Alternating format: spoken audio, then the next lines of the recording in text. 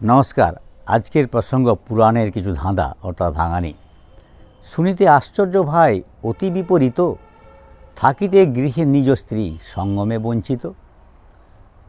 মূল পর্বে যাবার আগে প্রিয় দর্শক, আপনাদেরকে প্রফেসর একেএম চ্যানেল পক্ষ থেকে নমস্কার জ্ঞাপন করছি।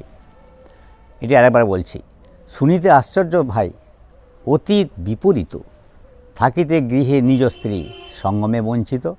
উত্তর হচ্ছে আয়ান ঘোষ। আয়ান ঘোষ পূর্বজন্মে সাধক ছিলেন এবং তিনি কৃষ্ণকে তপস্যায় সন্তুষ্ট করেছিলেন।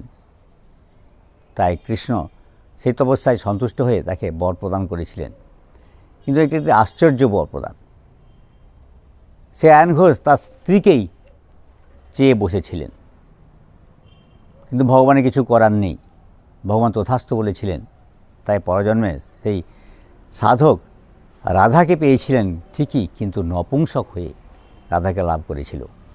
এই আয়ান ঘোষ সম্পর্কে শ্রীকৃষ্ণের মামা, আর মাইমা হলেন রাধারানী। আজকে এই পর্যন্ত।